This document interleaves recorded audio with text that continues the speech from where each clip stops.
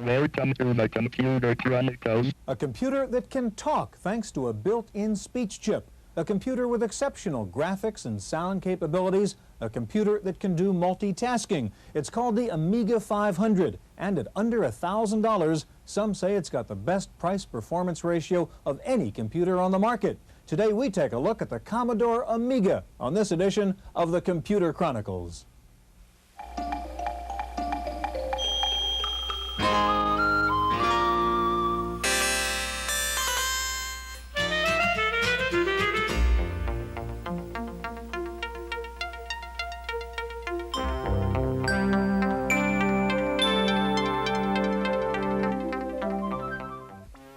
The Computer Chronicles is made possible in part by CompuServe, featuring an online reference library, Wall Street reports, at-home shopping, airline reservations, games, and hundreds of other services. CompuServe, helping people get the most from computers.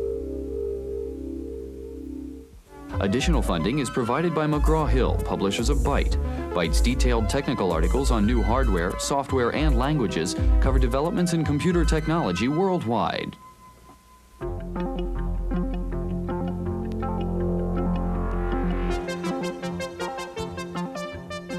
Welcome to the Computer Chronicles. I'm Stьюард Шейфед, and this is Geri Kildal. Gary, I'm playing a game called Interceptor here from Electronic Arts. It's a new F-18 flight simulation game written for the Amiga, and as you can see, the graphics and the sound are spectacular in this thing. When you talk about the Amiga, one tends to talk about graphics and sound. It's a pretty good general-purpose computer, but it's kind of the Rodney Dangerfield of personal computers. It doesn't get very much respect among the IBMs and the Macs of the world. Why is that?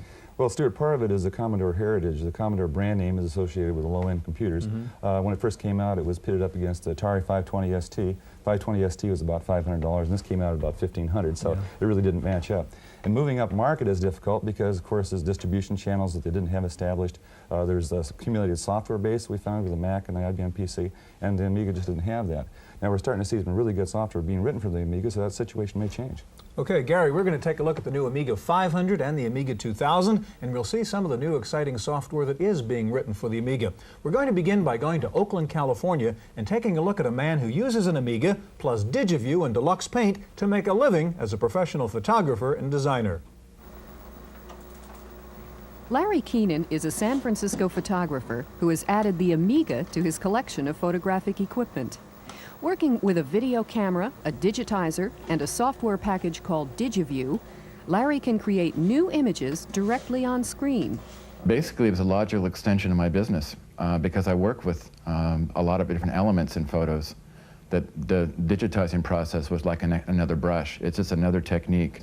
It allows me to take a photograph that I've already have in a stock file and resize it, take out elements. For instance, you have a favorite photograph that you want to use for something, and it's got telephone lines all in it, it's got cyclone fences, lots of problems. And you can go in and you can digitize these areas out. Larry is well known for his ad work and magazine covers, and increasingly for his artwork decorating software packages. The computer gives him a definite advantage in dealing with the deadlines imposed by commercial work, and it lets him be more independent. And this is the main difference in this technology. It allows artists, photographers, illustrators, anyone in the art field to take an image, digitize it on their own terms, and present it, rather than being a victim of a technician basically doing it, and you have no input, none. Making the switch from a sharp lens to a fuzzy monitor is not without its problems. Larry regrets the low resolution of a computer screen compared to photographic film, and he finds it hard to keep up with constant changes in the technology. But he's optimistic. The trick is to learn the process because that won't change, just the quality will change in the future, and that's the important part.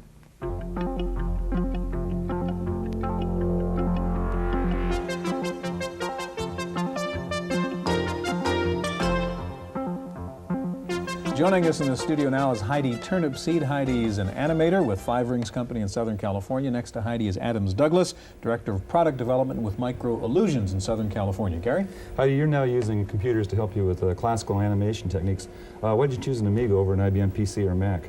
Well, it was advertised as having full animation capability, the blitter technology and the four-channel sound, the 4,096 colors, and the very reasonable price were all factors. Good. So the graphics really drew the machine, though. Absolutely. Right. Okay. Now, you have a program here, a Photon, I guess, that you're using for your animation. Can you show us how it works? Here's an animation pencil test that I shot of my 10-drawing cycle of a galloping horse. And I'm able to test the animation at home, alter the drawings, redigitize them, and save them back to disk until so I these black and white polished drawings them. are not drawn on the machine itself. They're done externally, then? That's right. Okay. And what was your next step after this? At this point, I animated a rider on a separate level, digitized that, mapped it onto the galloping horse frames, saved them separately so that I can always refer to a horse alone if I want to, and then I called them up in a paint program and colored them. Could you pull that up for us? And while you're loading that version, Adams, let me ask you about the software she's using. What's it called and how does it work? Okay, this is the Cell Animator module of our Photon Video line of products, and they're a set of modules you can use for various video applications, either at home or professionally. This particular one is a tool for animators to use to arrange frames, play them back in any order, reload them, edit them, and it does support all of the graphics modes available on the Amiga. With any type of memory you might have, it'll dynamically adjust to that. Now, Adams, there's usually graphics pictures that take an awful lot of storage, so how much memory does it require to do animation? Usually you can fit on an 8 megabyte Amiga, which is what we got sitting here. Depending on the graphics mode, if you're in pencil test mode, which is takes up the least space, you can fit well over 1,000 frames. Oh, okay. And the longer, more complex colored sequences, you can it goes down to like 100 frames. But you have great versatility in the way you can play those frames back out, so it's not as much of a constraint as it would be if you were only playing it back on the screen. Heidi, how are we doing with the next generation of the horse here? Well, we've loaded up the last frame. And? I'm going to call it up here. And here we have the full color version of the previous scene. Now, how do you do the coloring process here? Do you color each individual frame? Yes, I do. Okay. And I have the capability of filling a shape and incorporating the line around the outside of the shape so that the line is actually a deeper shade of the fill color. This is something that is impossible due to the man-hour requirements were it to be done in traditional cell animation. Now, how about the video, excuse me, Stuart, how about the video output from this? Is this commercially usable, like for broadcast, for example? Well, apparently with a third-party Genlock product that has just come out on the market, it is. And I'm going to be anxious to test that myself.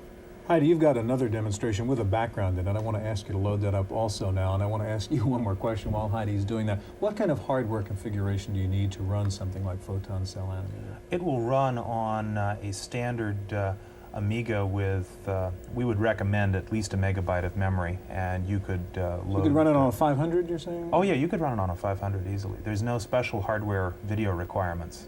Those are added as options depending on what you want to do with what you create. Okay, Heidi, what do we have now? What we have here is a full color animation sequence that I built from my original pencil drawings using the Amiga computer.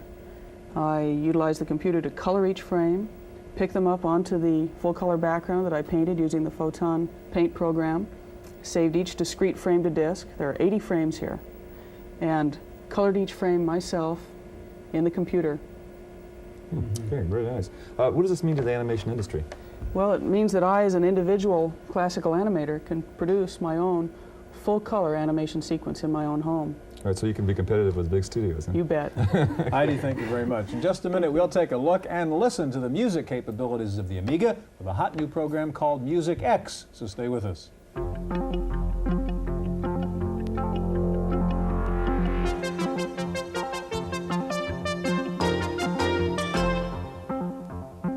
Joining us in the studio now is David Joyner. David's a programmer with Microillusions and the developer of Music X, and back with us, Adams Douglas. David, we've seen how an Amiga can be used for professional animation.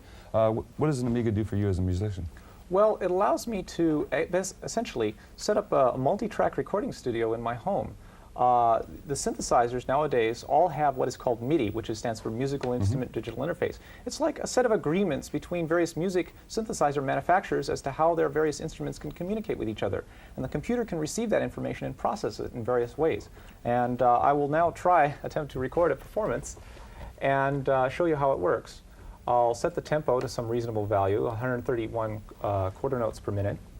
I'll now start to record. The drum machine, which has been synchronized to the computer, will automatically start.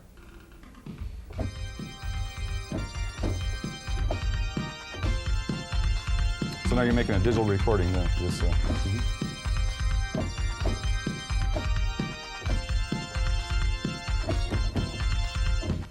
And I stop that, store it into the machine.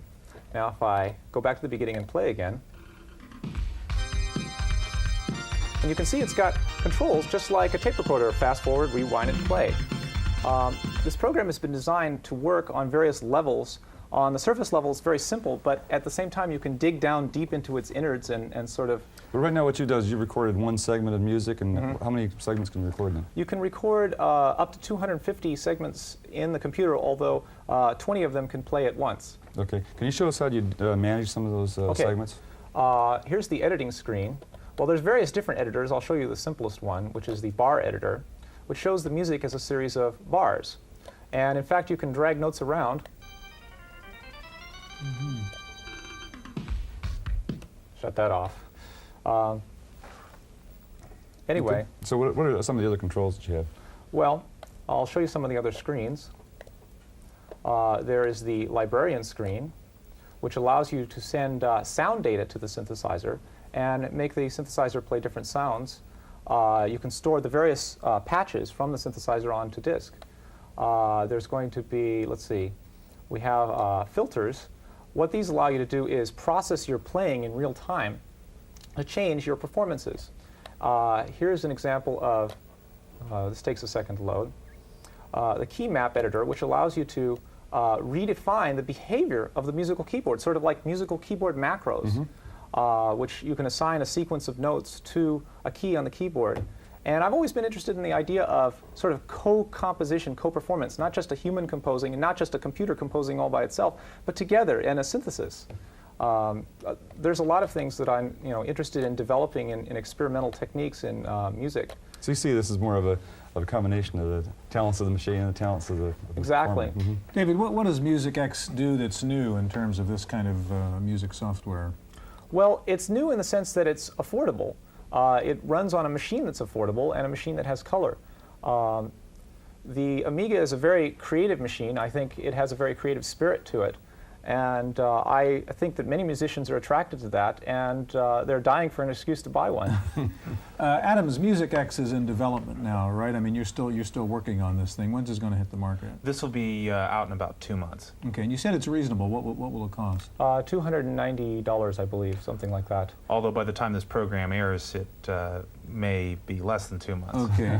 And is this for the professional musician, primarily MusicX, or is it for a person who's not a performer and can still take advantage of this? Well, I think the program can adapt to various levels of talent. If you're an amateur musician, sort of like I am, I'm really a sort of a musician techie, I like to be able to compose on a screen because I'm not that great of a keyboard player. But on the other hand, I want something that the professional can also use and in his work. One last question. We've heard of the Atari ST a lot from musicians. How does that compare to an Amiga for what you're doing? Well, I think the Amiga is a little bit more polished in the way it's designed. And I'm hoping that MusicX will be able to support a lot more features because of the multitasking power of the Amiga. David, Adams, thank you very much. Now we know about the music and graphics capabilities of the Amiga. There are also scientific applications on the Amiga. Wendy Woods has a report from the Smith Kettlewell Eye Research Foundation in San Francisco. Now you see it, now you don't. The letter E vanishes when the motion stops. In this experiment, the lines with the black squares appear to be crooked, but when the color is changed to green, they are straight. These are 2 of dozens of visual experiments being conducted at San Francisco's Smith Kettlewell Eye Research Foundation, where a team headed by Dr. Ken Nakayama is studying human visual perception, and specifically how motion is involved in helping us to see. Dr. Nakayama creates these experiments using Amigas, running deluxe paint software from Electronic Arts. Well, the Amiga, especially at the time that it emerged about 2 years ago, was really the only thing on the block to do the kind of things that we wanted to do.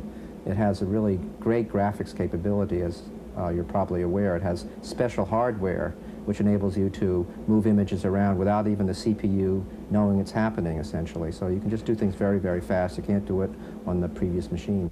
Dr. Nakayama feels that Amigas and micros in general are opening a whole new field of vision research. The motion that you can achieve on a computer screen simply cannot be duplicated by standard eye tests. People here are pioneering the use of low-cost micros with technically sophisticated graphics in vision research.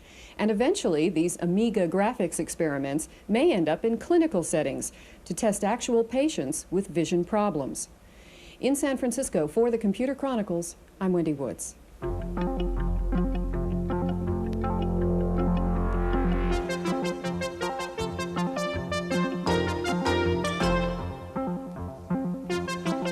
With us in the studio now are Tim Jennison, president of New Tech of Topeka, Kansas, and next to Tim, the vice president of New Tech, Paul Montgomery. Stuart, so far we've seen the Amiga used for animation and for a musician's tool.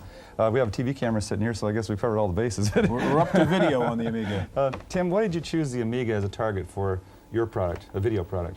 Well, the Amiga, of all the computers on the market, is really most well suited for video use.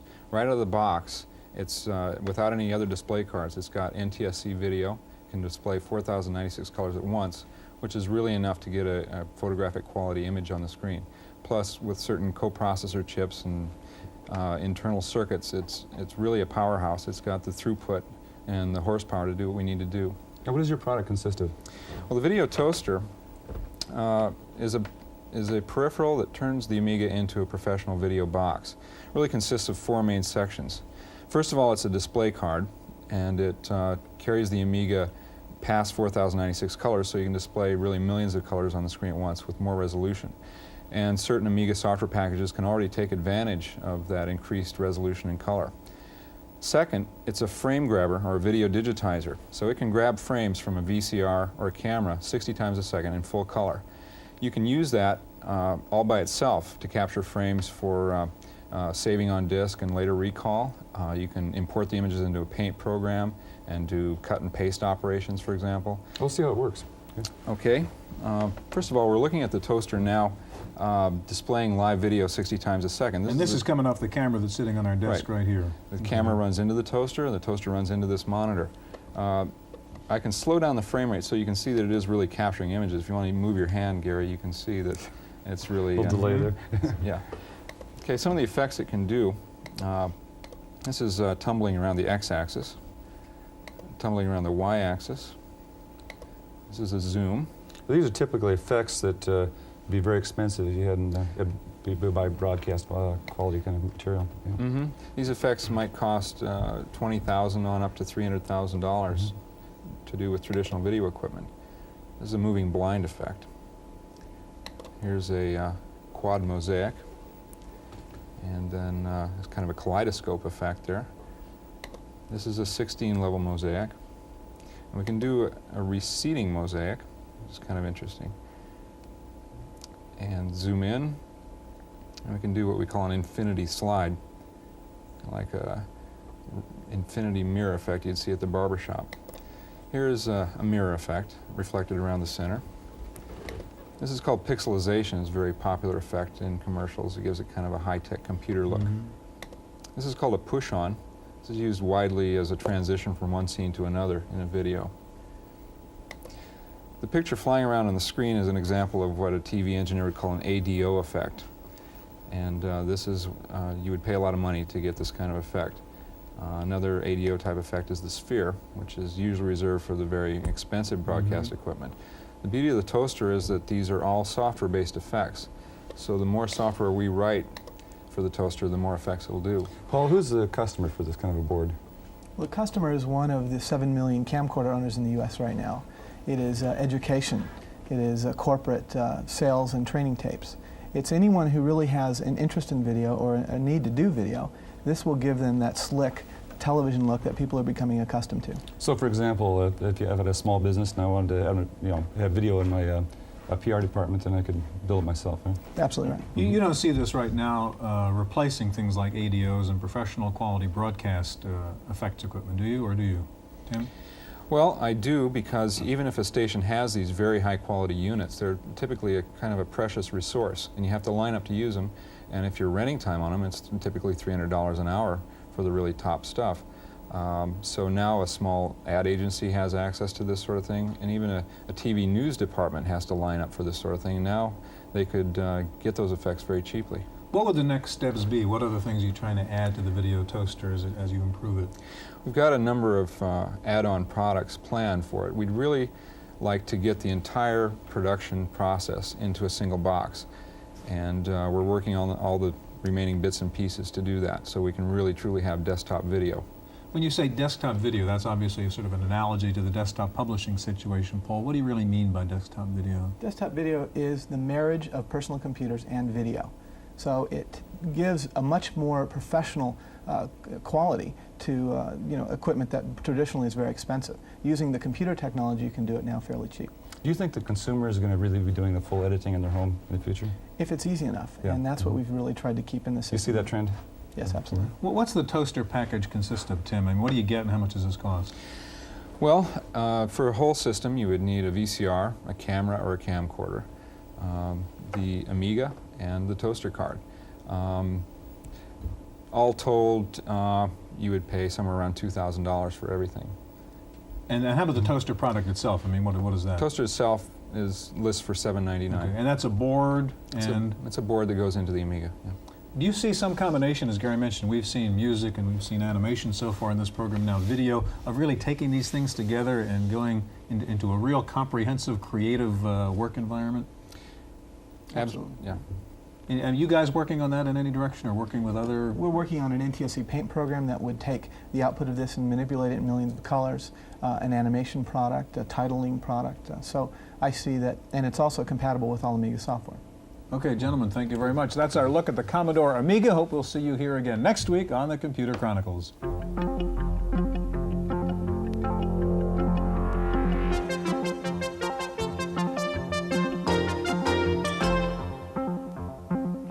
In the Random Access file this week, yet another company has announced a rewritable optical disc storage system for PCs. But this time, Advanced Graphic Applications of New York says it will actually ship its system this November. The rewritable laser disk drive will have 650 megabytes capacity and use 5 1/4-inch discs. The company says the drive will operate as a standard DOS peripheral. The price is $5,000. Apple says it'll be coming out with a fix for its new version 6.0 of the Mac operating system software. The new version, dubbed 6.01, is due out any day. A variety of bugs showed up in 6.0, and the new release contains 19 patches that reportedly correct the problems. Software maker Broderbund has announced a new venture with 11 Japanese partners to convert successful Japanese software titles to popular American computer formats. The new joint venture, called Kyodai Software, will be based in San Rafael, California. They're promising 12 new software titles in the first year. Symantec, most well known for its MS-DOS programs such as Q&A, has unveiled 5 new software packages for the Macintosh. The programs include a planning, writing, and presentation package called More2, an electronic mail system called Inbox, and 3 program development packages in C and Pascal. Time for this week's software review. Here's Paul Schindler. You know, a blank spreadsheet can be anything, but above all, it's intimidating. It is, in short, a tool so flexible that it's useless, kind of like a personal computer without software. Microsoft Excel can sometimes seem that way, as can any electronic spreadsheet. What do you do with the blank screen? Enter Heiser software.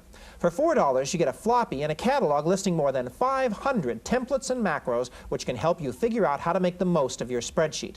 Like this guided tour of Excel. It's self-written in Excel. It shows you how you can take advantage of the software's power. Or there's this income tax worksheet template from the sample disk. It sure beats writing your own from scratch. Each of these came from another user, like you, who felt it would be useful.